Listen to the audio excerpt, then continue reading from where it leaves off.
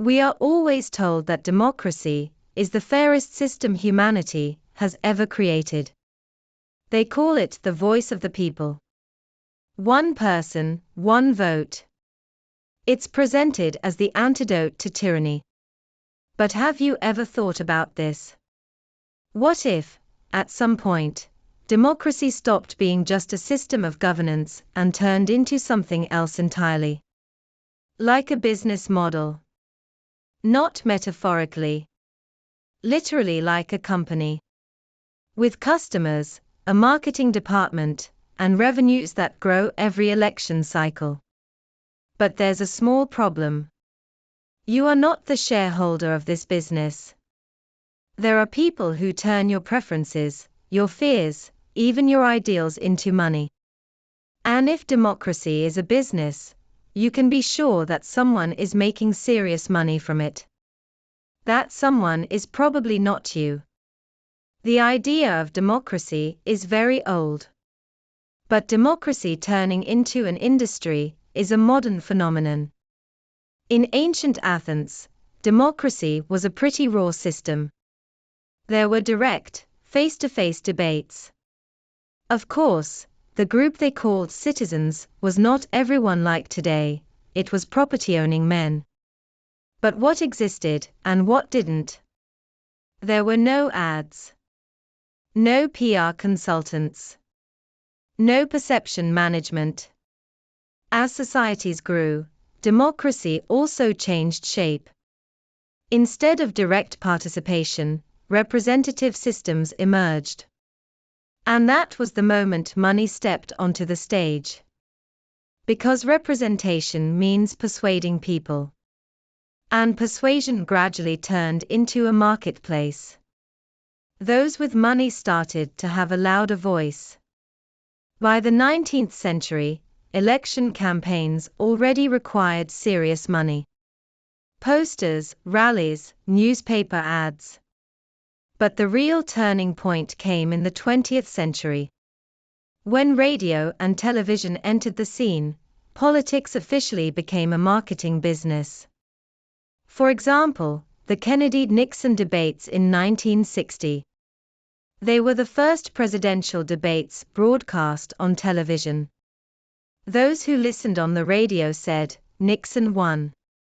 Those who watched on TV said, Kennedy crushed him. Because politics was now selling image more than ideas. After that day, things changed dramatically. Campaign budgets exploded. In 1960, U.S. election spending was $8 million. By 2020, it exceeded $14 billion. Where do you think this money went? To serving the public? No. It went to advertising.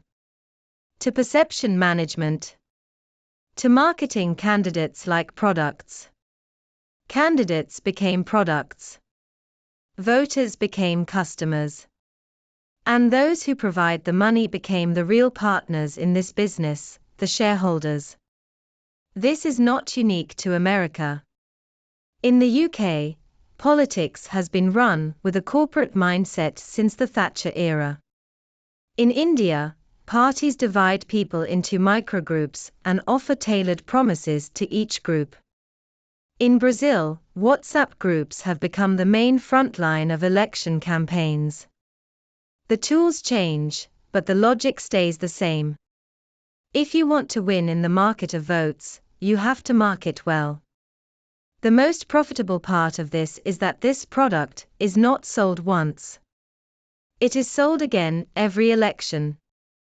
Every election season means money for advertisers, consultants, media companies, polling firms, and now social media giants. Think of it like the fashion industry. Every season, a new slogan, a new promise, a new enemy, a new savior. But the fabric is the same. Money's role in this system is critical. On paper, the vote of the poor and the vote of the rich are equal. But in practice, the one holding the microphone is the one paying the bill. Lobbying is the clearest example of this. Corporations, wealthy groups, and interest circles bargain with politicians through intermediaries. What do they get in return? Tax advantages, special laws, public contracts, privileges. In the United States, lobbying is a $4 billion a year industry. That's larger than the economies of some small countries. Even the language of politics has turned into the language of commerce. Brand image, messaging, target audience, conversion rate, these are now part of campaigns. Even policies are tested not for whether they make sense, but whether they sell. And this has direct economic consequences. If the ones financing you are banks, laws that seriously regulate banks rarely make it onto the agenda. If they are energy companies, environmental policies mysteriously stall. What is presented to us as ideological conflict often hides investment calculations behind it. The irony is this. This system is very resilient in some ways. Because as long as money circulates, the machine keeps running. Elections happen, campaigns move forward, whether people believe in them or not. But at the same time, it is very fragile. Because this order does not actually require the public to truly believe in it. Reaction, anger, polarization, these also sell very well. Anger drives engagement. Fear grabs attention. Scandals get views. With social media, this has accelerated even more. Now, not everyone gets the same message. You get ads based on what you fear. You get content based on what makes you angry. So democracy has merged with the attention economy. And both feed on keeping you glued to the screen. That's why today's crisis of trust in democracy is not a coincidence.